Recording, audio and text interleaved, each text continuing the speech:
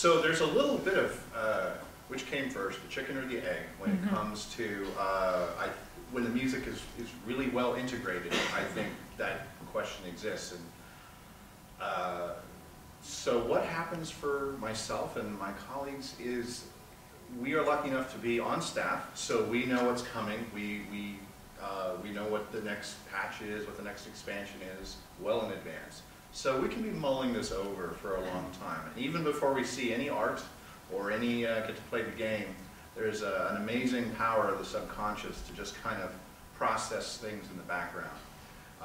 Then as we start getting some nuggets of information from the World of Warcraft development team, for instance, it'll come in the form of concept art, which we love. Yes. Concept art is so... We're always buying that's where your imagination goes first, because there's nothing there in the voice, you have to create everything. Absolutely. And actually, incidentally, this spawned a new practice at Blizzard that we actually began with the World of Warcraft Cataclysm expansion, and then carried this through into Mists of Pandaria, and also the upcoming Starcraft 2, Heart of the Swarm. And that is, we began doing concept music. Because we got jealous as composers and concept artists who get that blank piece of paper and they know, well, we're going to do something with the Pandaren. You know, they were introduced back in War 3 and it was kind of almost a joke, but it's caught on, we want to do something. So the artists have that paper and they fill it with their ideas and they shoot the moon, and for every 24 ideas, you know, one floats to the surface. Well, we were seeing all that, and traditionally music tended to be kind of a reactive process. You come in toward the end, and you fill in the mood and the emotion to support the visuals. Well, we said we can play this game too, so to speak. So we started at the very same time that we knew we were going to do Mists of Pandaria. Before there was any artwork or anything like that, there were about actually the five composers who contributed to Mists. We each wrote about 5 minutes of music, completely off the top of our heads. This is what Mists of Pandaria means to me. And we didn't just write it, we actually went to the studio with a full symphony orchestra and recorded it. And out of that, because there was so much free thinking, out of that came at least 3 or 4 very important themes that made it all the way to the game.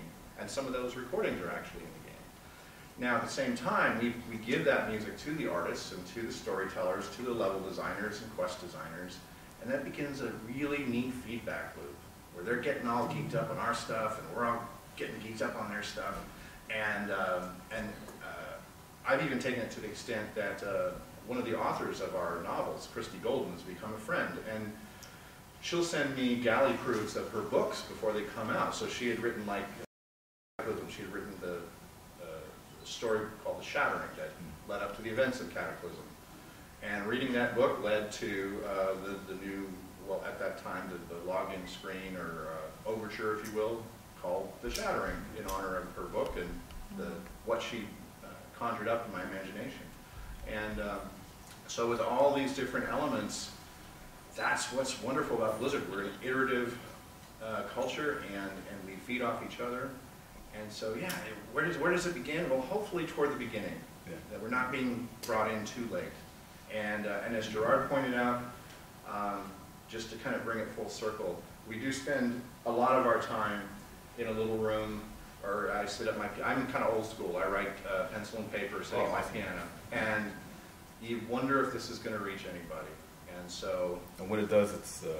Yeah, when you come to a show like this, and if it's a song, the audience are just singing along with it. And again, the people who decide to, whether they want to pick up an instrument for a vocation or whether they want to just pick it up for love, that is so meaningful to me as a composer that yes, we have reached somebody. So this event is as enjoyable for all of us as it will hopefully be for the audience. And so I love that it's a closed loop.